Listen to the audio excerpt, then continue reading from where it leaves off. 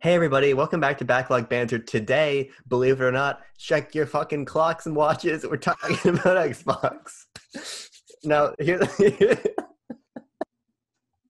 It's Xbox time. All right, let's do it. Let's just go for it.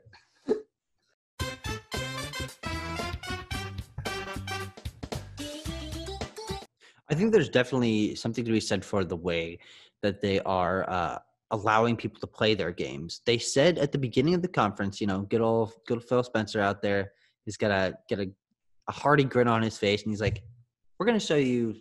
I think he said 10 games. I think it ended up being more than that, but maybe I have no idea. But he said all the games you're going to see today will be playable on Xbox Game Pass, just for free, whatever. And that is some ballsy stuff to say. Like that all the games you see here, no matter how far in the future they are, no matter who's making them, we're going to make them available to you. And that means something strange because we don't necessarily know what, like, it's very unclear what their release strategy is, if they are going to stick to everything being available everywhere, or some things that will only be Series X and not the bigger things like Halo, but the smaller things like it's very strange. well, this is the ball we need to run with for a second. Is that Okay. Game Pass thing? Yeah. We gotta fucking run with the ball. It's a fucking look at that pass balls of football reference. Mm. Here's the thing, right? We Like can't that FIFA really box art. like it's a great box art. I refuse to hear anything to the contrary. Here's the bottom line. Not only about the box art, but about Microsoft. They're just operating in a different way. We can't ask the same questions that we ask about Xbox's strategy as we ask about Sony's strategy. And we can't even ask the same questions of Sony's strategy as we talk about Nintendo's strategy. We really see all three manufacturers doing completely different things. Which Is I really think is interesting. actually very cool. I think It's that very it makes important. it something that you actually have to mostly consider the company themselves when you're going into it. It's not just about the games anymore. It's about how they're handling, treating their consumers, things like that. And it definitely gives ups and downs to choosing what console you're going to go with. Because the Xbox One, at least from my perspective, and knowing a lot of people who play games, I don't know that many people who have Xbox Ones, and if they do, play on them consistently or have that be their main thing. Most of my friends are PC gamers. If not, they have Switches.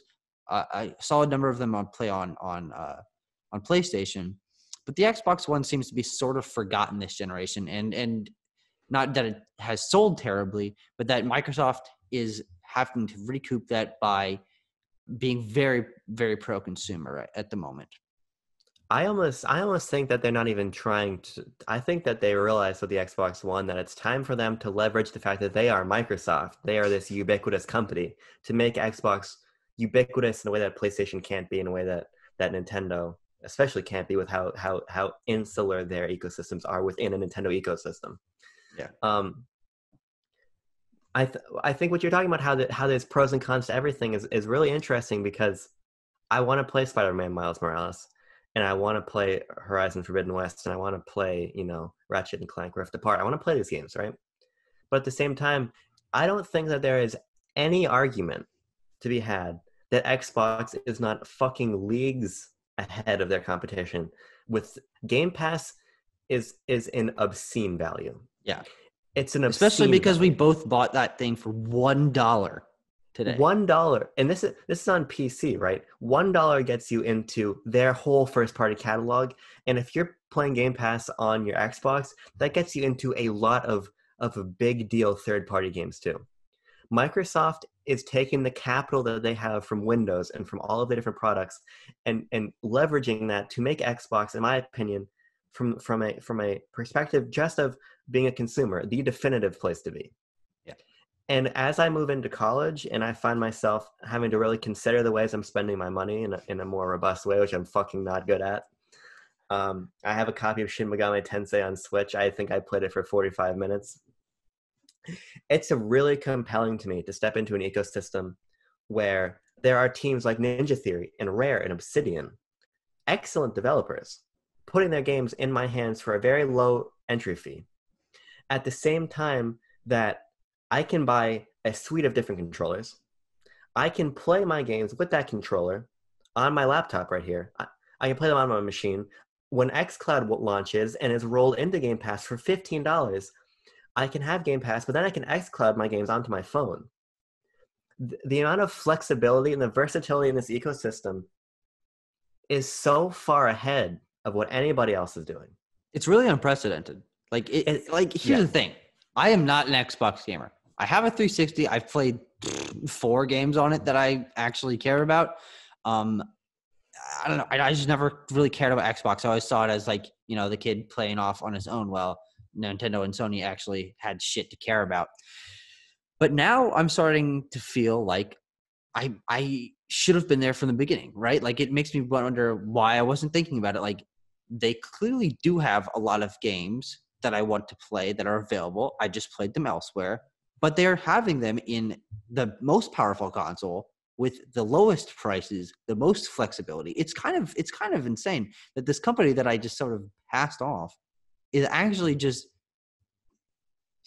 throwing dirt in the eyes of the two titans that I used to respect so much. And it makes Sony and Nintendo seem a little more stuck up and obnoxious, and then the way they're handling their releases and stuff. It particularly makes Sony look tough, especially because they are in more direct competition. Nintendo is a competitor. I hate when people say that Nintendo's not competing with them, because they just are.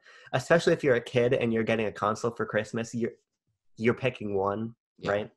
But the fact is, Sony and Microsoft are really the ones in direct competition. So when Microsoft is like, look, this machine's fucking fully backwards compatible, we don't care. If it's an Xbox game, it's playing. I don't care what Xbox is from, it's fucking playing. And then they're like, smart delivery. If you buy a game on our console, we're just giving you a new version for free. Yeah. We're just doing that. Crazy. And Sony on the third-party side, some developers are like, okay, you buy on PS4, we'll give you a PS5 version. But Sony's like, yeah, it's fucking Square Enix. If they want to give you fucking Avengers again, I'm going to let them do it, right? But that's where it's getting really tough for me, because I love Sony's stable of IP. I always have. For as long as I've been a Nintendo fan, I've actually been a Sony fan longer. My first system was a PS2. Which leaves me in a position where I want to play these games. But if I look at a calendar of games I'm playing, if 2 games a year are a PS5 exclusive, and 10 of those games are multiplat, right? I think I want to be in that ecosystem where I'm being catered to, and I'm being wooed by Microsoft, right? I like to be wooed, right? Who doesn't? You know? It becomes the PS5 for me becomes a much harder value proposition, because even if the Xbox One and Xbox Series X is expensive up front, the value I'm getting back once I make that initial purchase is huge. Yeah. Even if this console is, let's say, $600, you pay $600 and then you pay $610. That $10 being for Games Pass. Okay, well then I'm fucking set. There's Halo Infinite, and there are other games that are gonna be there at launch, and then whatever the court third party wise to get in there on Games Pass too. I just really think that for me, in my current situation where I am in my life, this is a really difficult thing to pass up. Yeah, as someone who is going to step into next gen, regardless. But here's what's funny, and I have a big grin on my face. You do. I like when you grin at me. I am hearing something from your words, and I'm hearing something from my own head. I think talking through what we have just experienced with this presentation and launching our way through how next gen is being handled, I think we are both more sold on buying an Xbox Series X than we were at the beginning of this video. And that is a very interesting thing. Absolutely. The things you have said have actually convinced me that I might want to get one over a PlayStation 5, and that I would legitimately be willing to give up a new Spider-Man game in order to just have the entire back catalog of Xbox games available to play, which is insane. No console has ever done that. Like fat PS3s maybe, and the value proposition of being able to play Game Pass, which I'm going to try out on my PC from the first day, and having Halo and stuff. And I think that might be my way to go. And the idea of the value proposition of being able to try so many games, because personally, I'm someone who does not buy a lot of new games. I hear you picking up a new game like they're freaking hotcakes on a asphalt God, I love a good parking fucking lot. asphalt hotcake. And you're just scooping them up like hotcakes on asphalt. But I am pretty picky about what I choose to pick up. Sometimes I regret those purchases, like buying Death Stranding Day One. That Mm-hmm. was not my finest hour. But I have bought 3 or maybe 4 new games this year, and I've been satisfied with a vast majority of them. And it also means that I have not really been up to date on what all new games are coming out. So when I hear someone talking about Ghost of Tsushima or Resident Evil 3 or Final Fantasy Remake or now Paper Mario, all these games that I would like to play, but I'm so stingy on what games I pick up at launch.